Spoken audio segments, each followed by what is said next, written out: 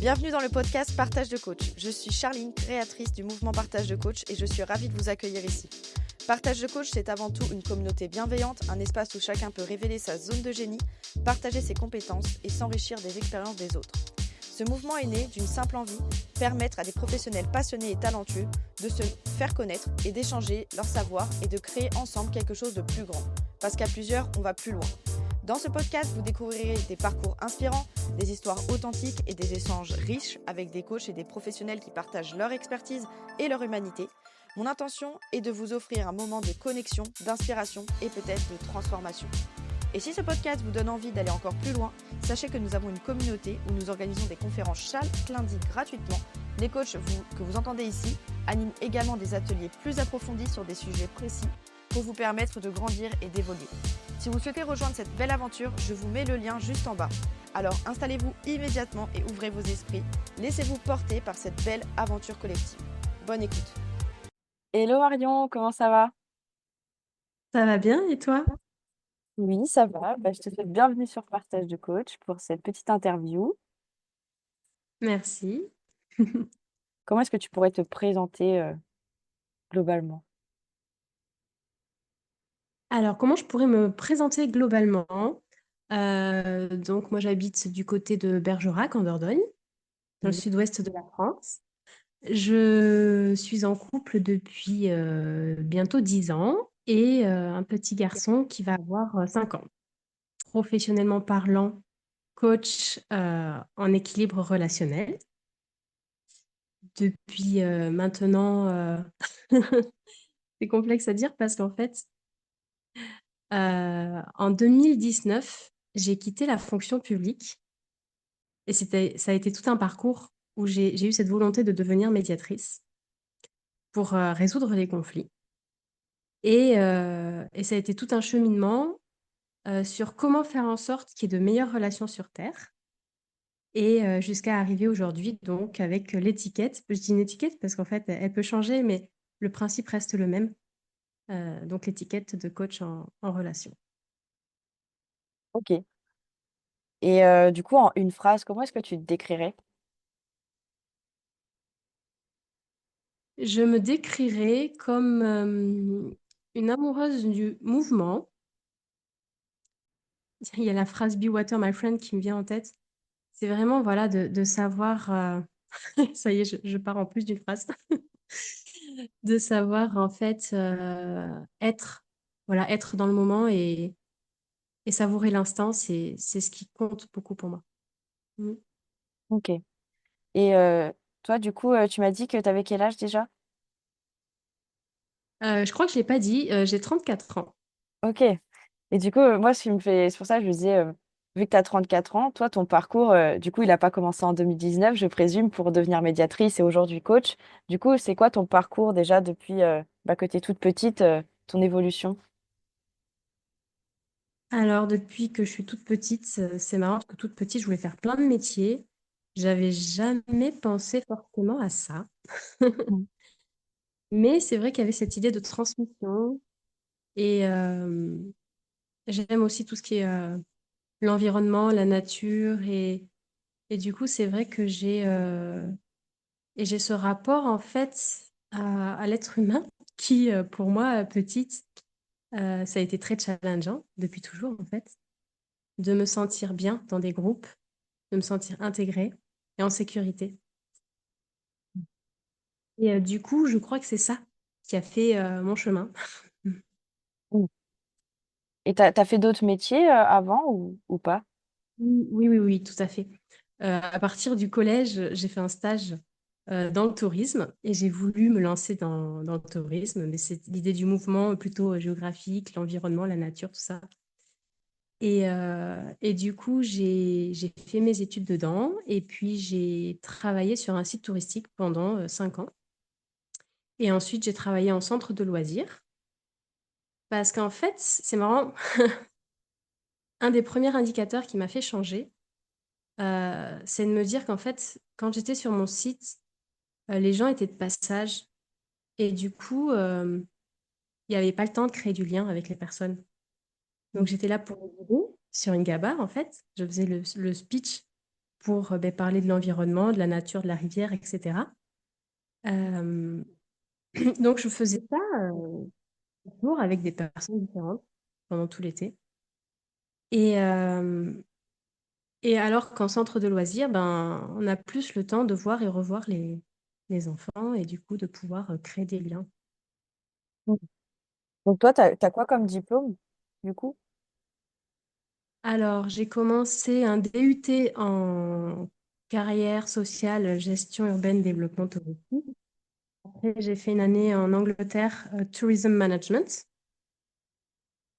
Et ensuite, donc, j'ai fait mon parcours professionnel dans le tourisme, dans la fonction publique. Mes deux parents étaient fonctionnaires aussi. Donc, j'avais ce schéma de c'est la sécurité de l'emploi et c'est bien. Donc, voilà, du coup. Et puis après, en termes de diplôme, je me suis formée en tant que médiatrice. J'ai aussi fait une formation en sexothérapie et là, maintenant, en coaching. Ok. Ça fait un beaucoup de panel, du coup, de choses. Ouais. Et justement, par rapport à tout ça, comment est-ce que toi, t'es passé justement de cette idée que tes parents t'avaient transmis un peu de la sécurité, la fonction publique, à aujourd'hui une activité libérale? Alors, en fait, c'est lié, c'est parti des relations, justement. J'ai eu un espèce de déclic parce que j'ai reçu une lettre d'avertissement de ma hiérarchie, alors qu'il n'y avait eu aucune conversation sur les points abordés au niveau de cette lettre en amont. Ils m'avaient jamais rien dit. Mm. Alors, à ce moment-là, j'ai ressenti une profonde injustice. Et là, ça a été le déclic en me disant, je ne pourrai plus travailler là-bas, c'est plus possible, quoi. Et notamment, ça a remis en question cette sécurité de l'emploi, de me dire, en fait, on peut avoir des lettres d'avertissement pour rien et se faire lourder pour des bêtises, quoi. Et je me dis, là, il y a vraiment un problème au niveau... En fait, je pense que tout ce qui tient dans la vie, ça tient en relation. C'est une profonde croyance que j'ai qui fait que c'est pas tant le contrat qu'on va avoir, est-ce que c'est un CDD, un CDI, libéral ou pas, peu importe, c'est quelle relation j'entretiens avec les personnes. Donc, quelle relation j'entretiens avec les personnes dans ma hiérarchie, mes collègues, quelle relation j'entretiens avec mes partenaires, mes clients. Voilà, tout vient de ça pour moi. Toi, du coup, il y a eu un moment clé ou une rencontre qui t'a justement mis un tournant dans ta vie professionnelle ou personnelle? Le tournant, je dirais, c'était cette lettre que j'ai reçue. Et puis après, du coup, je me suis renseignée de comment faire pour que ça se passe bien dans les relations et que ça finisse pas comme ce que j'ai vécu. Et du coup, j'ai découvert l'école de la médiation où je me suis formée. Et là, a commencé un grand processus de développement personnel parce que, en vrai, pour être bien avec l'autre, déjà, il faut être bien avec soi-même. Il y a toute une posture à avoir qui va faire que des blessures à guérir qui vont faire qu'on aura cette posture aussi. Et ça, c'est hyper profond, quoi. Et c'est là où je me suis dit, la médiation, elle a ses limites parce qu'en fait, certes, c'est génial hein, de pouvoir repermettre le dialogue entre deux personnes qui ne se supportent pas. Euh, D'ailleurs, je fais encore des médiations, mais très ponctuellement. Là, j'en ai fait une ce matin. Et c'était entre des voisins qui se faisaient la guéguerre, quoi. Et donc, ils vivaient de fortes tensions émotionnelles, à ne plus se sentir en sécurité chez eux, à cause de cette relation dégradée et de ce qui se faisait vivre l'un et l'autre. Et donc, c'est sûr, on peut permettre un nouveau dialogue, mais en vrai, si on ne va pas guérir nos blessures profondes, le problème qu'on aura réglé avec le voisin, on va le vivre avec quelqu'un d'autre à un autre moment. Mm. Et toi, du coup, avec ces personnes-là, quand toi, tu fais ton rôle de médiatrice, du coup, tu as aussi la casquette de coach. Et du coup, comment est-ce que tu gères justement comme la situation de ce matin? Alors, la casquette de coach, justement, elle a ses limites, c'est-à-dire que les personnes viennent voir un coach pour une raison et une médiatrice pour une autre. Et du coup, justement, à un moment, j'ai voulu sortir cette casquette de coach avec une des personnes dans la médiation. Et bon, ils l'ont associé au psy. Alors, j'ai rien fait au niveau psy, mais c'est vrai que bon, il y a un peu ce côté-là quand même, on va dire, dans le coaching. Euh, et du coup, ça a bloqué et ça a braqué. Et en fait, ça a ses limites. Et c'est là où je me suis dit, c'est pas le cœur du métier que j'ai envie de faire, dans le sens où j'ai envie de voir des vraies transformations qui changent sur le long terme et pas juste ponctuellement à un moment donné. Et du coup, c'est là où je me suis tournée vers le coaching et que j'ai envie d'accompagner aujourd'hui les mamans, voilà, parce que c'est aussi mon parcours de ben, comment être bien avec déjà dans son couple, parce qu'avoir des enfants, ça crée un nouvel équilibre. Donc, comment être bien dans sa relation amoureuse, dans sa relation parentale, avec ses enfants et notamment, quand j'ai eu mon garçon, c'était vraiment une forte volonté chez moi de me dire, j'ai pas envie qu'il revive mon schéma au niveau des relations. Et, euh, et du coup, je me suis mise une pression de dingue et c'est hyper contre-productif. Et du coup, j'ai vraiment envie d'accompagner les personnes à, à être bien dans leur relation et avant tout bien avec elles-mêmes par rapport à ça. Bah, moi, ça fait bien écho avec ce que moi je fais. Donc, du coup, ça me parle beaucoup. Et justement, j'ai plusieurs questions à te poser par rapport au ce côté. Tu m'as parlé tout à l'heure de développement personnel, bah, travailler sur soi, pour avoir cette posture justement que tu as aujourd'hui. Toi, quels sont les travaux de développement personnel que tu as mis en place justement pour avoir cette posture que tu as aujourd'hui? Ouh là là, la liste est longue. On a tout notre temps. Alors en fait, j'ai vu une énergéticienne. Euh, elle faisait, alors l'énergéticienne, elle faisait massage du ventre, mais pas que. Euh, elle, elle avait plusieurs casquettes. J'avoue que je j'ai pas tout retenu. Après, j'ai vu aussi une kinésiologue qui m'a permis. J'ai quand même fait à peu près une séance par mois pendant un an, qui m'a permis de lever plein de blocages. C'est vrai que j'ai pas mal d'intuition et par rapport à des rêves, par rapport à et puis au niveau de mon cerveau, je fais énormément de liens entre les choses et du coup, bah, j'ai débloqué beaucoup de choses, parce que je ressens c'est comme si j'avais les infos et que, après, ben, je sais pas, heu, là, on va plus sur du côté spirituel, mais en fait, je ressens que quand on veut quelque chose profondément, on l'a, en fait. Et du coup, quand je voulais débloquer certaines choses, beh, j'avais sur mon chemin quelqu'un qui se mettait là pour m'aider à lever ces blocages-là, en fait. Et donc après, j'ai aussi vu une psy. J'ai fait un peu d'ICV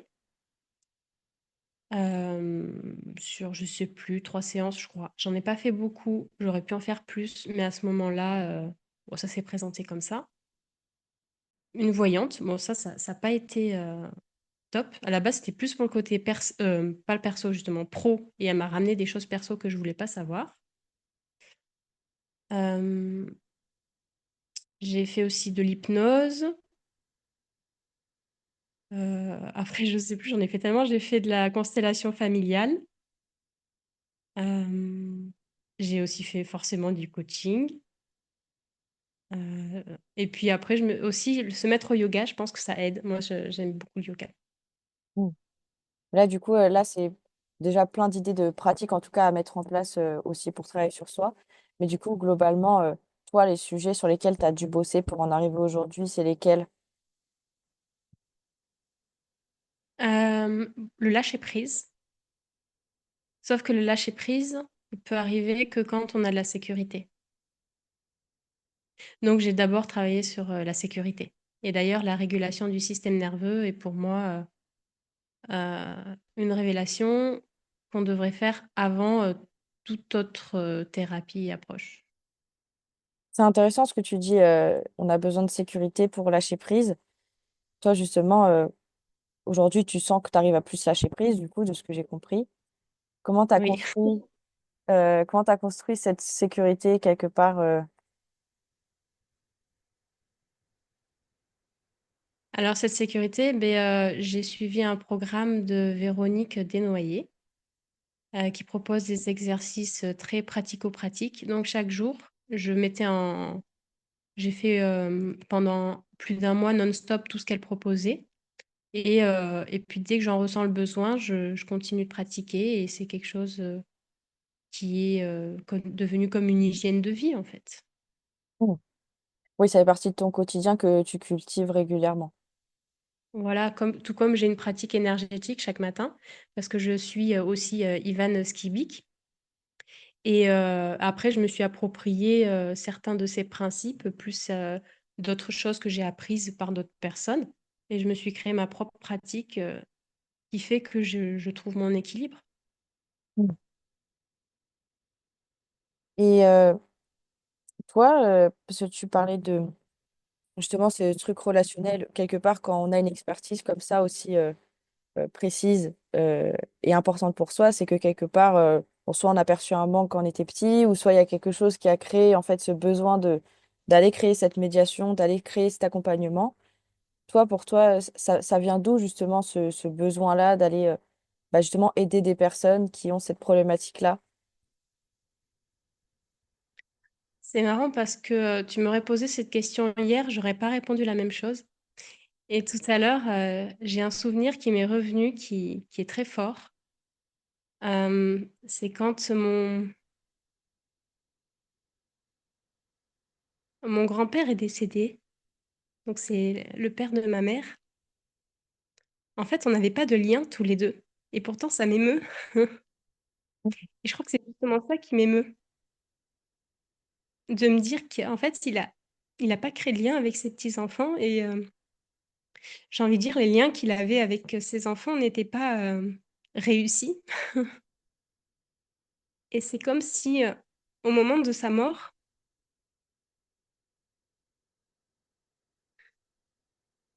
ben, c'est comme si sa vie était vaine, en fait.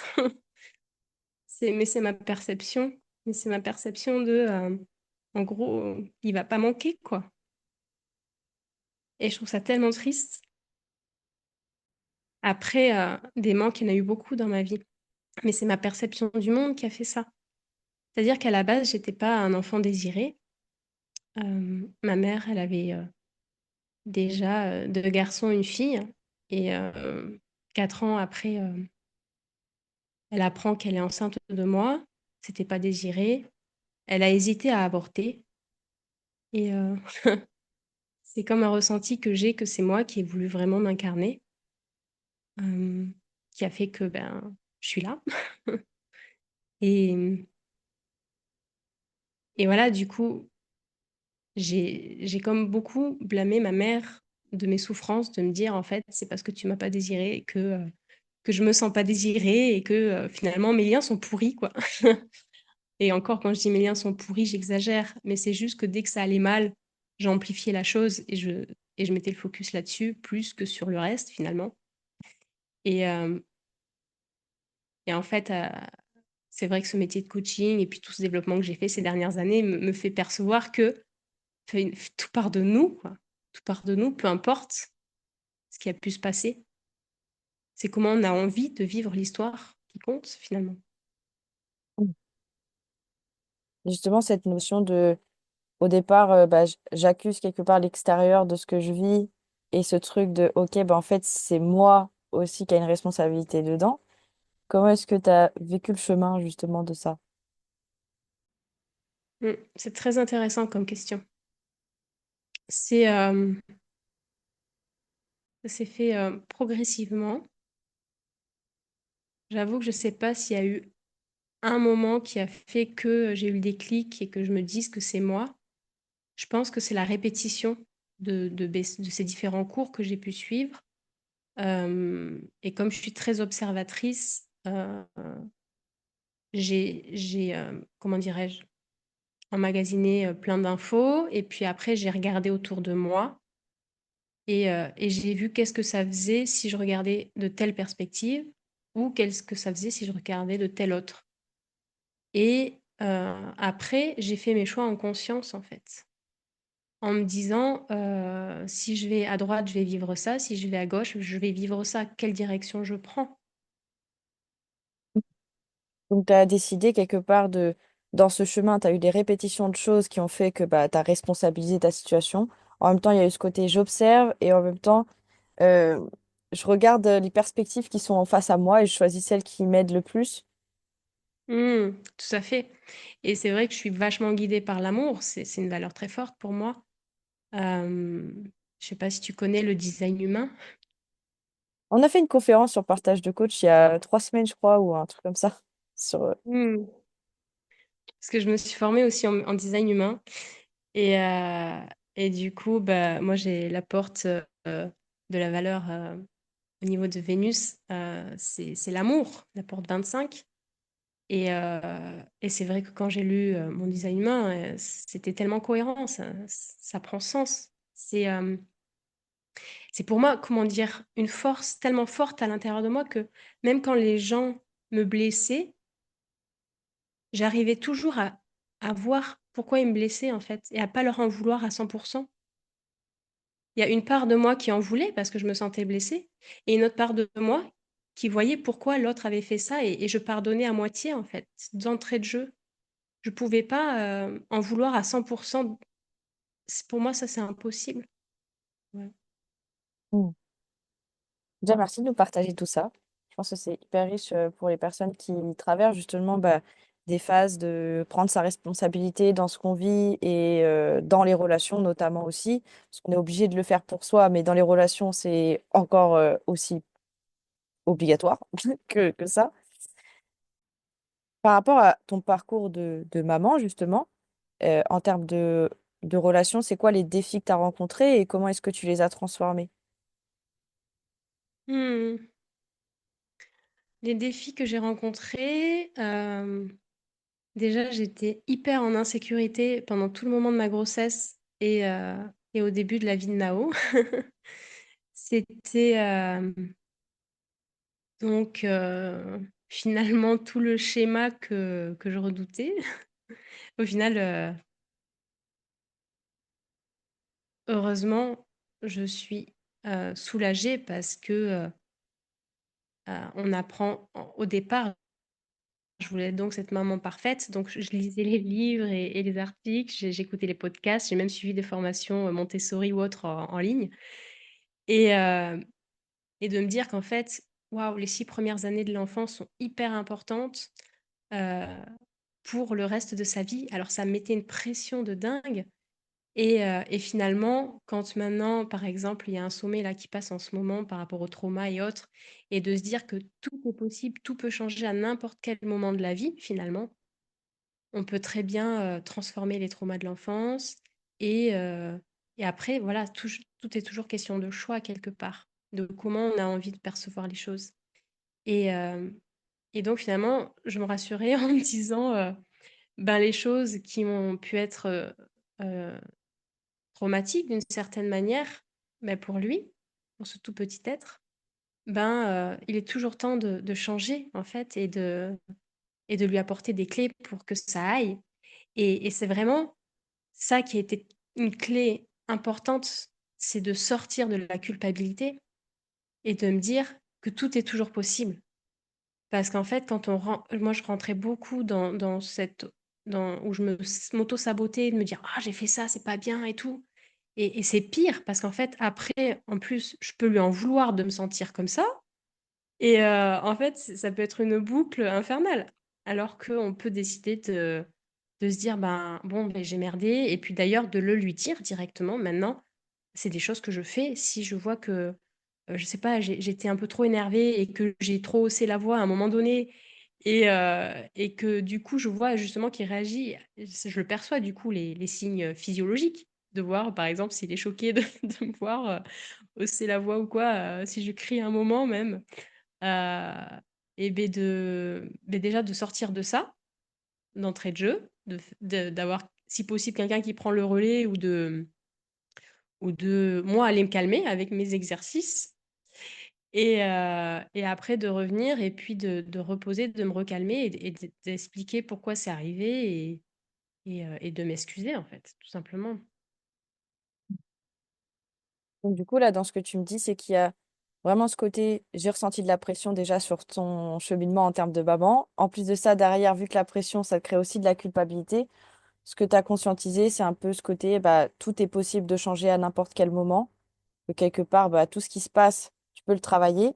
Donc si tu cries ou qu'il y a une réaction qui est pas possible, en tout cas, ou que ton fils, tu vois que c'est pas OK, tu as toujours cette chance-là de pouvoir t'exprimer par la suite et que c'est qu'un beau cadeau. Derrière moi, ce que je vois, c'est le beau cadeau que tu lui fais de se dire, OK, bah, j'ai le droit de me tromper. Parce que s'il y a ce truc-là que ça renvoie chez l'enfant, c'est OK, bah, maman, elle est pas parfaite non plus. Et ça, je Oui, trouve ça tout à génial. fait, ouais, c'est un bel apprentissage que de faire des erreurs aussi devant ses enfants, savoir les reconnaître et s'en excuser. Mm. Mais c'est dur pour l'ego un peu, hein. Pour certains, encore plus. Oui, après, qu'est-ce que ça apporte finalement pour l'ego? Mm. Je dis ça parce que il y a certainement des parents qui sont dans des situations un peu comme ça où ils savent pas forcément gérer leurs émotions, qui crient, etc. Et que quelque part, quand t'as pas fait un cheminement, bah derrière, en fait, le parent va prendre plus une posture en mode ah non, mais de toute façon, c'est un enfant, c'est moi l'adulte, je vais pas m'excuser parce que c'est moi l'adulte. Tu vois, mais c'est pas le Mmh, bon, c'est pas le schéma qui va le faire forcément plus évoluer l'enfant, enfin, de mon point de vue. Mais du coup, c'est l'ego derrière un peu de parent parfait, genre non, mais je peux pas mmh, m'excuser parce que je fais trop les trucs bien. je sais, après c'est toujours un choix, hein. On peut faire le choix de se dire: «Bah, moi, ma vision du monde, c'est, l'adulte, qui commande et qui, montre l'exemple, donc doit être exemplaire, donc ne doit pas dire, pardon», finalement, quelque part. Mais en fait, c'est une vision du monde. Après, c'est pas celle que je partage. Et justement, tu parlais de schéma relationnel que tu avais, que tu voulais pas reproduire. Donc déjà, quel est le schéma relationnel que tu avais peur de reproduire et quel est celui aujourd'hui que tu es en train de mettre en place au quotidien? Mmh. Ce que j'avais peur de reproduire, alors moi du coup, je suis dans ce côté où j'ai peur, de ne pas être désirée, donc par rapport à ce que je disais tout à l'heure et donc j'avais des copines, en maternelle et puis primaire où on était, 3 toujours ensemble à la récré. Ça arrivait qu'on soit avec d'autres, mais on était quand même un socle ensemble et j'ai ce souvenir qui pour moi est traumatisant où mes 2 copines me disent: «On n'est plus ta copine» et donc je les vois toutes les 2 s'amuser ensemble pendant que moi je suis toute seule dans mon coin et hem et ça s'est répété plusieurs fois, en fait et du coup, c'était comme si mon monde s'effondrait et qu'il y avait plus rien. Je ne voyais pas les autres autour alors que j'aurais pu m'amuser avec d'autres enfants à ce moment-là. Mais non et heu et donc je me suis vraiment ouverte à ça, à me dire et puis le coaching nous m'éclaire là-dessus aujourd'hui sur, ben, qu'est-ce on perd des choses, mais qu'est-ce qu'on gagne derrière, en fait? Et aujourd'hui, c'est ça que j'arrive mieux à voir. Je me dis: «Bon OK, si telle ou telle relation se termine pour X ou Y raison, qu'est-ce que j'y gagne?» et hem et finalement, aussi de beaucoup ravaler mon ego, mais je pense que c'est aussi d'avoir guéri une partie de mes blessures, de rejet, de tout ça, de me dire, de moins le prendre pour moi, déjà. Avant, j'avais beaucoup cette casquette de victime de, «Pourquoi toujours moi?» Mais parce qu'on est souvent très égocentré, hein. On voit beaucoup notre nombril à croire qu'on est les plus malheureux et pas voir que les autres, ils ont leur propre malheur, finalement. J'étais beaucoup là-dedans et maintenant je suis plus ouverte au monde de l'autre, plus ouverte à comprendre et à moins prendre sur moi, du coup et heu et je me dis: «Ça leur appartient» et j'ai vraiment repris le pouvoir, sur mes responsabilités et me dire: «Si l'autre réagit de telle ou telle manière» parce que j'ai dit ou fait telle ou telle chose, ça lui appartient. Après, moi, je peux toujours m'en excuser d'avoir appuyé sur une blessure. Mais le truc, c'est que s'il guérit pas sa blessure, ben, que ce soit moi ou quelqu'un d'autre, il risque d'avoir à nouveau ce truc qui lui fait mal. Et c'est intéressant parce que justement, tu parles, de travailler sur des blessures alors de l'enfance ou même autres. Et du coup, ça te permet d'être ouverte au monde. Et tu as dit sans prendre sur toi. Parce que quelque part, quand tu guéris pas tes blessures, du coup, ce que je comprends, c'est que bah, au fond, des fois, on dit que ça passe, mais c'est parce qu'on prend sur nous. Mais du coup, on n'est pas vraiment ouvert. Mm, c'est Parce ça. parce que tu as envie d'être en relation quand même avec l'autre. Donc, tu te dépatouilles un peu comme tu peux avec les blessures, même si ça fait mal. Alors que là, on sent une fluidité quelque part de c'est OK, je prends ma responsabilité et du coup, je m'ouvre vraiment. L'ouverture relationnelle, c'est enfin, c'est pas quelque chose de simple. Il y a beaucoup de relations juste de façade un peu. Oui. C'est vrai que et j'ai du mal à vivre ce genre de relation, je dois reconnaître. Je comprends, carrément. Et en même temps, elles ont aussi des choses à nous apprendre en termes de relations. En plus, enfin, tu dois le voir justement, ça donne des défis aussi en mode, OK, bah, cette personne, elle n'est pas trop ouverte. On sent qu'elle me parle de trucs de surface. C'est aussi bah, comment moi, qui ai les outils, je peux l'emmener vers quelque chose qui me parle et où on peut créer un vrai truc. Parce que c'est dur. Mm. Genre, Oui, mais attention parce que du coup, j'ai quand même le profil projecteur pour ceux qui connaissent le design humain et je me suis beaucoup prise de mur dans ma vie parce que j'avais cette tendance-là et que si l'autre ne m'invite pas à ce genre de choses, je me prends des porte au nez, quoi. Donc du coup, je réfrène beaucoup cette envie de quelque part coacher ou d'aider à éveiller ou avancer sur certains sujets. Euh, voilà, je me dis, est-ce que la personne en a envie? Est-ce qu'elle est prête ou pas? Voilà, je me dis, et je respecte. Et ça, c'est une nouvelle clé que j'ai intégrée tout récemment, c'est vraiment le lâcher prise, me dire, en fait, c'est OK. Faut pas que je cherche à tout prix à... Elle vit son chemin de vie et c'est pas à moi de, voilà, de brusquer les choses. donc, tu dirais quoi à quelqu'un? Là, par exemple, on peut dire que, je sais pas, tu as envie de créer une super relation avec ta maman ou avec ton papa, mais que toi, tu es dans une ouverture et pas forcément eux. Comment est-ce que tu peux leur amener le truc? Parce que c'est dur quand tu as envie de créer vraiment une relation avec quelqu'un, surtout quand c'est en lien avec la famille. Comment arriver à toucher ce lâcher prise et se dire, OK, bon, j'arrête d'aller là-dedans? Hmm. C'est ramener beaucoup d'amour à soi déjà. Déjà de ne pas se dire qu'on perd en valeur parce que on perd une relation.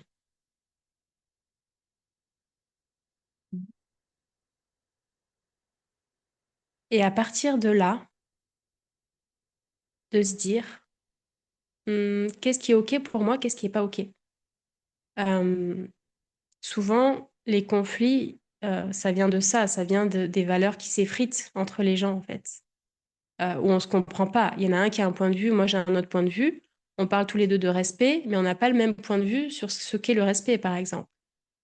Euh, Il y en a qui vont dire mais t'es pas à l'heure ou pour qui il y en a pour qui ça va être respectueux d'être à l'heure, qui seront presque limite en avance, ce qui va être presque irrespectueux pour l'autre qui se dit bah, en fait j'avais pas fini tout à fait de faire ce que j'avais prévu avant que tu arrives et en fait ça c'est des broutilles mais mises bout à bout et puis si on va toucher sur des valeurs plus profondes, c'est ce qui peut créer des tensions dans les relations et comment faire déjà pour les détecter, pour les dire, les exprimer au fur et à mesure pour éviter que ça fasse euh, effet boule de neige, que ça grossisse, etc.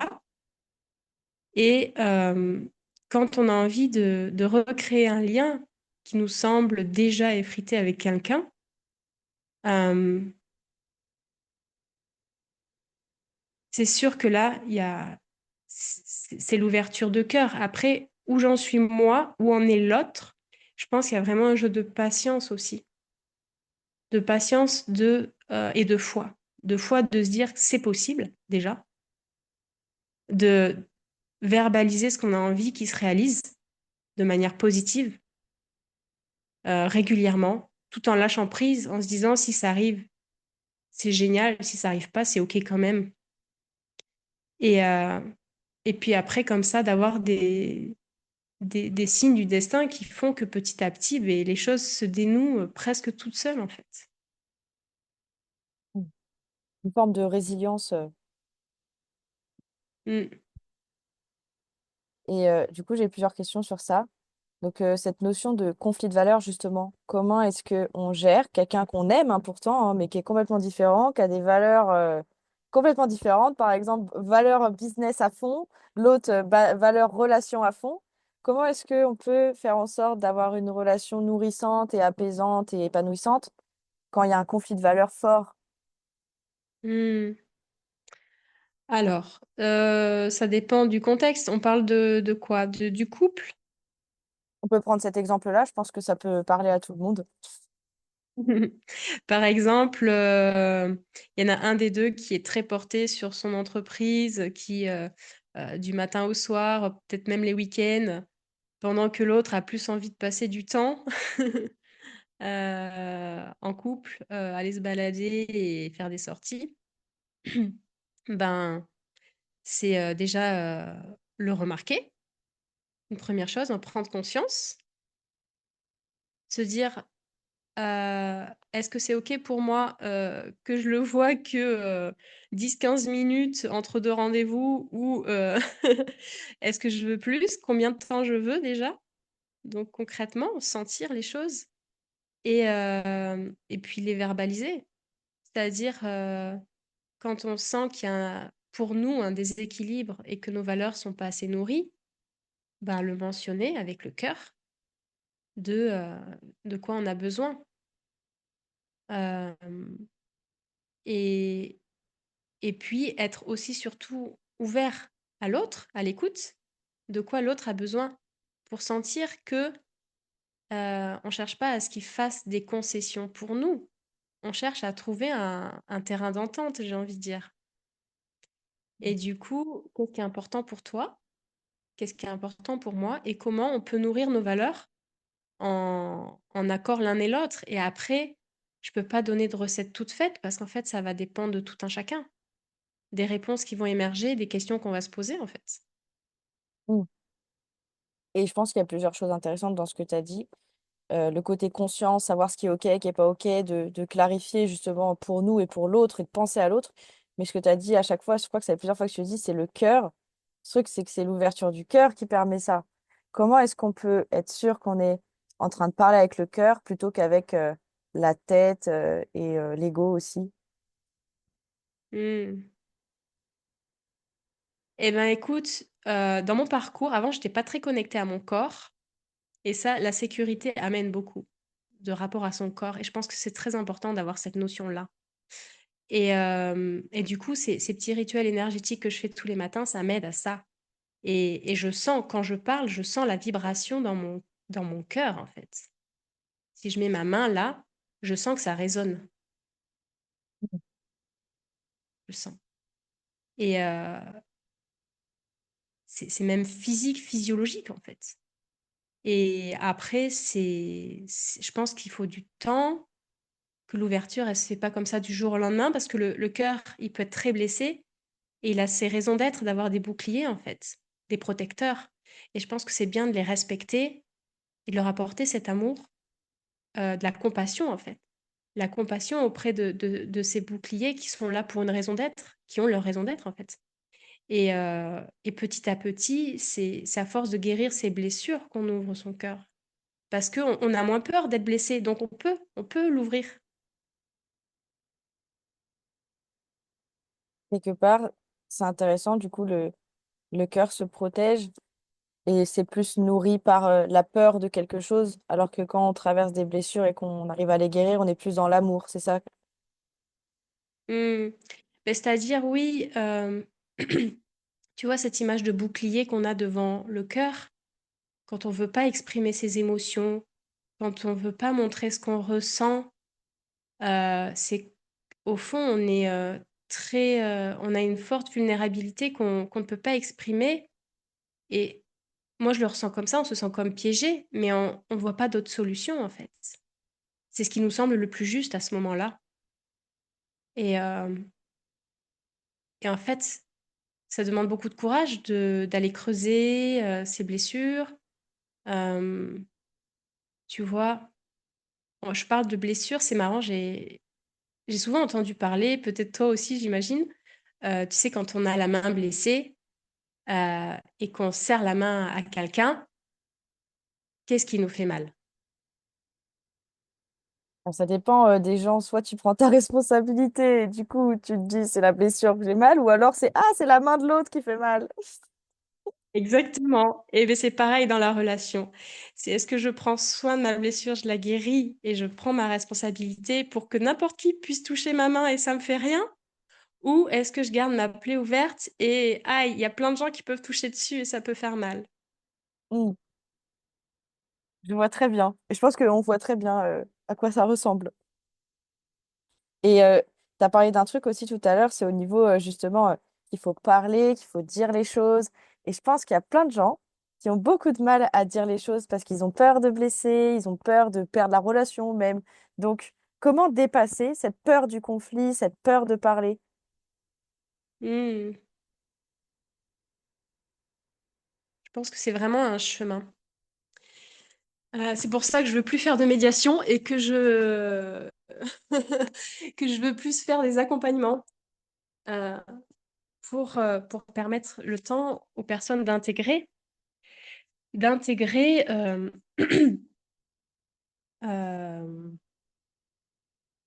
déjà de conscientiser, prendre conscience de ses blessures, c'est un grand pas, les accepter et après on peut les transformer. Et du coup, c'est oser, si on, euh, tu me disais comment oser dire quand quelque chose ne me convient pas. Euh, Déjà, c'est de quelle intention ça part quand quelque chose ne me convient pas. Quand j'ai envie de faire un reproche, comment je pourrais le tourner de manière positive, déjà. Donc, ça va être quel mot je vais utiliser, mais aussi très important. euh, Bon, j'allais dire faire des exercices. Bon, après, c'est bien, c'est mieux de les connaître, mais je pense que ça peut se trouver sur Internet, de faire des exercices pour réguler ses émotions, en fait. Et à partir de là, partir d'une bonne énergie, d'une bonne émotion, avec une bonne intention de j'ai envie que ça s'arrange. Déjà, rien que partir dans l'esprit positif de j'ai envie d'arranger les choses, ça change tellement la dynamique que plutôt que j'ai envie de faire ça, mais j'ai peur de perdre la relation, en fait.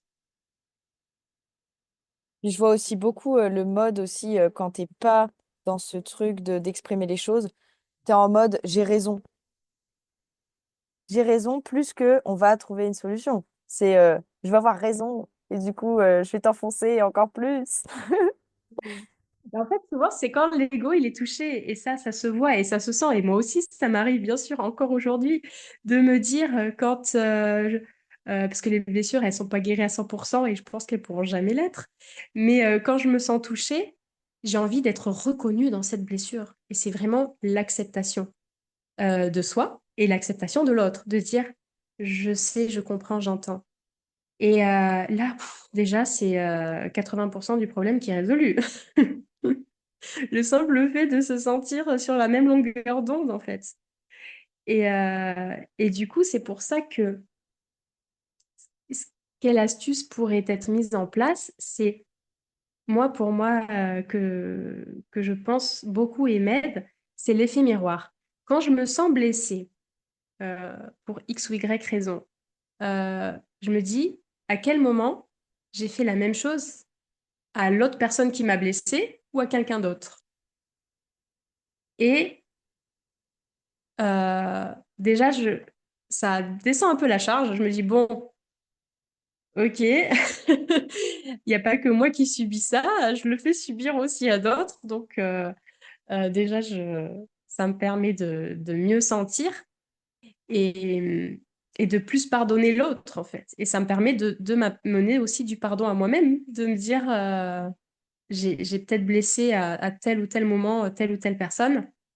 Et du coup, moi perso, en tout cas, ça m'aide. Et ce qui peut être fait aussi quand on n'a pas encore fait peut-être tout ce chemin-là, euh, c'est de se dire, Hum, j'ai envie d'être reconnue sur tel point. Euh, c'est très dur, hein. Mais de réussir quand même à écouter l'autre, pourquoi il a fait telle ou telle chose qui nous a blessés, en essayant d'être à l'écoute réellement, c'est-à-dire d'essayer de comprendre en mode il y a sûrement une bonne raison. Donc écouter ça et à partir de là, dire ce que nous, ça nous a fait vivre, nous, notre version de la chose. Et potentiellement espérer, tout en lâchant prise, que l'autre s'excuse en fait. Moi, ça me fait penser à une petite phrase que je dis dans mon couple. C'est quand on se comprend pas ou quand on se juge sur des trucs parce qu'on perçoit quelque chose qui est en conflit de valeurs ou en conflit avec quelque chose d'important pour nous. À la fin de la dispute, enfin en tout cas du truc, je dis mais en fait, avant de me juger ou de critiquer, d'être en colère, dis-toi que moi, mon intention, c'est d'être bien avec toi. Donc si tu me juges, s'il se passe un truc qui te convient pas, c'est que vraiment, j'ai pas fait exprès. Et ça change, ça, je trouve, ça aide à aussi baisser. Tu dis, ah, là, bah, il m'aime, il veut quelque chose avec moi, il se passe un truc mal, c'est pas pour me faire du mal. Et je trouve que ça aide Mm, aussi à détendre le truc. C'est pas évident. mm. Ouais, c'est pas évident. Mais moi, ce que ça me fait penser à ton partage, c'est que dans l'école de coaching, ça a été assez frappant pour moi, c'est le côté l'amour, c'est un mélange entre le soutien et le challenge. Et moi, j'avais tendance parfois à être soit trop dans le soutien, soit trop dans le challenge. Et je trouve que c'est souvent ça qui crée des tensions dans les relations. Moi, pour l'instant, je pense que ça va, mais j'adore challenger, par contre. Mais il y en a qui le supportent plus ou moins bien. Et c'est vrai que avant, j'avais du mal à comprendre que les gens puissent pas accepter ça. Ça me semblait tellement normal de me dire ben, on challenge, c'est pour avancer, c'est pour progresser, c'est bien quoi. Mais il y en a qui ont envie de leur confort de vie tel qu'il est et ça leur va très bien. Et en fait, ça peut être chiant quoi. Arrête avec tes, tes trucs là. Ouais, faut être sur la même longueur d'onde, en tout cas, dans le couple. Parce que s'il y en a un qui veut être soutenu alors que tu es avec quelqu'un qui veut avancer et te challenger, c'est c'est compliqué. Ouais, ouais, ouais, complètement. Et là, c'est qu'est-ce qui est le plus important pour moi finalement? Euh, ah, la relation, c'est vrai que avant j'étais très portée sur le couple à me dire il faut absolument que le couple reste ensemble. C'était un signe qu'on réussissait sa relation. Ces croyances un peu de le divorce c'est un échec, etc. Et maintenant je me dis et ça ramène beaucoup plus de légèreté et d'amour dans la relation, plus sincère finalement et authentique, en lâchant la pression, en se disant c'est ok en fait de pouvoir se séparer et perdre l'autre. Alors que si tu tiens absolument à tout sauver coûte que coûte, même si ça va mal, mais tu mets encore plus de pression.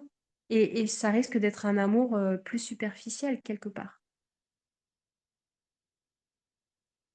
Oui. Et derrière, il y a peut-être un truc de besoin de rester en sécurité, de maintenir la sécurité, plus que d'aimer l'autre, du coup, réellement, pour ce qu'il est, du coup. Hmm. Et oui, et de s'aimer soi tel qu'on est aussi. Quelles sont mes valeurs? Quelles sont ses valeurs? Qu'est-ce que j'ai envie de vivre dans ma relation de couple? Qu'est-ce que lui, il a envie de vivre? Toutes ces questions-là. Et en fait, si on trouve un équilibre ensemble qui nous convienne tous les deux, ben bingo, quoi. Après, si on arrive à réajuster au fur et à mesure, c'est beau. Et ça pour moi, ça, c'est une réussite. Par contre, ceux qui restent ensemble parce que ça se fait pas de se séparer. Là, il y a sûrement plein de choses à voir. Après, c'est entendable aussi, hein, ce côté sécurité, ça prime, je pense, sur tout le reste, hein. Euh, c'est une base hyper importante pour soi-même et le lien social, c'est la base de tout être humain aussi, de survie, quoi, survie en société. Mais du coup, c'est ramener du pouvoir et de la responsabilité à l'intérieur de soi pour pouvoir ben, vivre des relations réellement épanouissantes, quoi. Et justement, toi, justement, par rapport à tout ce que tu as pu apprendre sur ton chemin de vie et d'apprentissage, ça aurait été quoi la chose que tu aurais voulu savoir avant? Je sais même pas si une chose, je peux pas dire une chose. Là, tout de suite, en tout cas, ça me vient pas. Peut-être qu'en parlant, ça va venir. Parce qu'en fait, ça a été tout un tas de petites choses qui sont venues se greffer les unes après les autres. Et je pense qu'elles ont toutes leur importance. Et que même au jour d'aujourd'hui, j'ai pas encore toutes les clés en main et que toute ma vie, j'apprendrai. Donc, peut-être maintenant, en discutant avec toi là, la chose pour moi la plus importante, je dirais, c'est l'acceptation. L'acceptation de... L'acceptation de ce qui est et de la responsabilité qu'on peut avoir par rapport à ce qui est. Mm. Et justement, le fait que tu aies pu découvrir cette clé-là, justement, d'acceptation de ce qui est, qu'est-ce que ça t'apporte dans ta vie? Moi, ça m'apporte beaucoup de soulagement, hein. C'est ah ben ouais, parce que quand avant je m'accrochais trop à des relations amicales ou euh, c'était lourd quoi. C'est- Et au final, je faisais plus fuir qu'autre chose. Alors que là, en fait,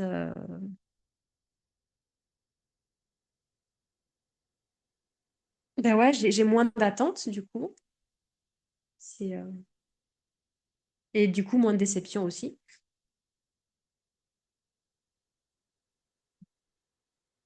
Trop bien.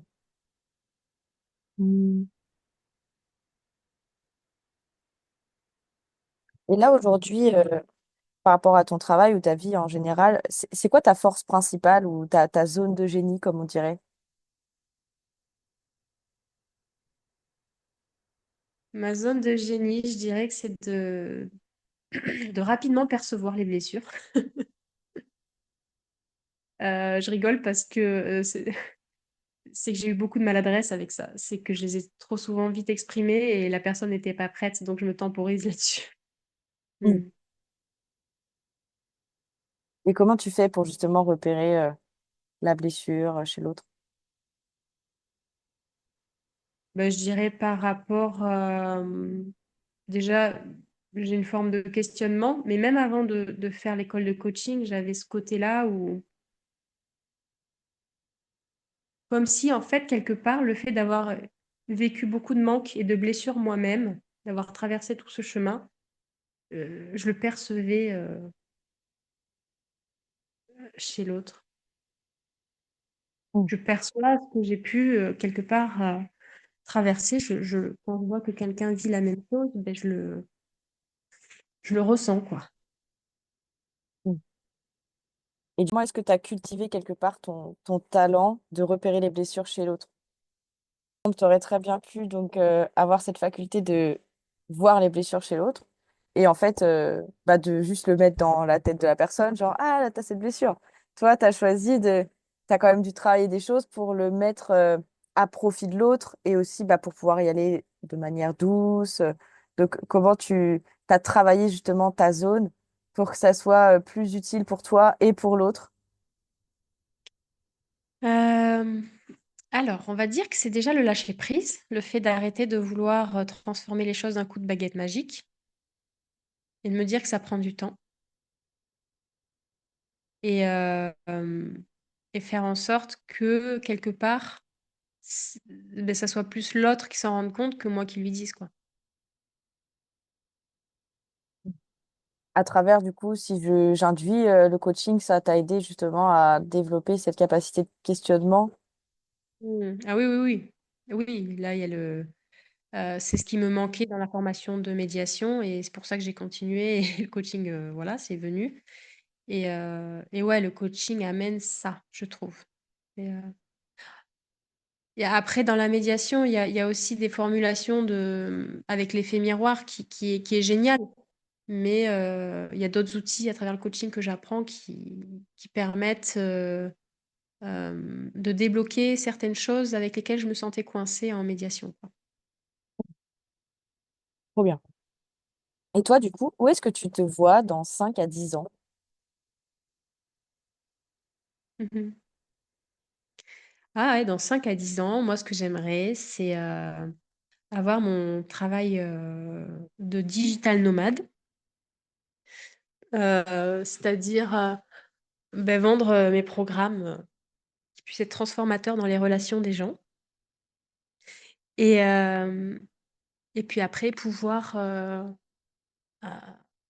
facilement bouger un peu où je veux, quand je veux. C'est un peu mon idéal parce que j'ai toujours ce côté mouvement et tourisme qui est présent en moi et que j'ai envie de plus nourrir à nouveau aujourd'hui. Donc voilà, avoir ce côté professionnel d'un côté avec cette liberté de mouvement. Et quand je parle de bouger, forcément dans ma tête, j'inclus ben, mon partenaire, notre enfant. euh, et puis en plus, j'ai mes frères qui sont à La Réunion, donc pouvoir aller leur rendre visite plus facilement, etc., quoi. Et du coup, est-ce que tu as des projets ou des rêves que tu aimerais accomplir encore?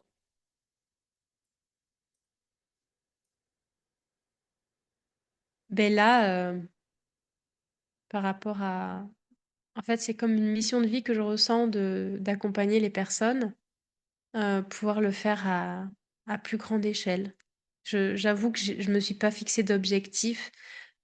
Pour l'instant, j'ai envie de faire step by step et 5 ou 10 ans, je me projette pas non plus à 100% parce que je me dis tout. J'ai ce côté, je crois que je disais tout à l'heure, be water, my friend, ce côté où savoir s'adapter. Tu vois, je trouve ça bien d'avoir un cadre, un cap, mais je m'y attache pas trop parce que je me dis savoir s'adapter, tu vois. Donc j'ai cette grande vision de d'accompagner à plus grande échelle au niveau des relations. Pour l'instant, je sais pas quelle forme ça prendra. Voilà. J'ai plutôt focus sur aujourd'hui le programme que je veux lancer, quoi. Mm. Et là, du coup, si tu pouvais donner un seul conseil à une personne qui traverse une chose difficile dans sa relation, ça serait quoi, ton conseil?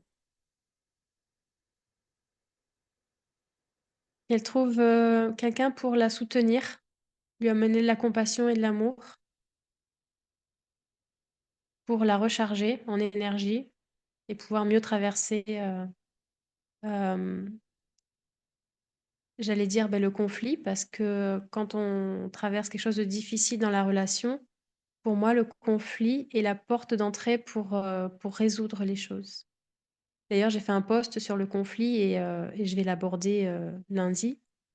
C'est vrai que c'est souvent diabolisé, mais c'est vraiment oser le conflit, mais l'oser dans des bonnes énergies, donc savoir se recharger avant et le faire dans de belles intentions pour avoir du mieux possible le résultat que l'on souhaite, tout en lâchant prise, en se disant que si c'est tel résultat que je souhaitais qu'il se passe, tant mieux. Si c'est tel autre résultat, dans quelle autre mesure, ça peut être chouette quand même. Mm. Ouais. Euh, Est-ce que tu aurais des ressources, des livres ou des méthodes pratiques à conseiller aux personnes qui nous écoutent dans la relation, dans ce qui te parle ou ce qui t'a aidé dans ton cheminement?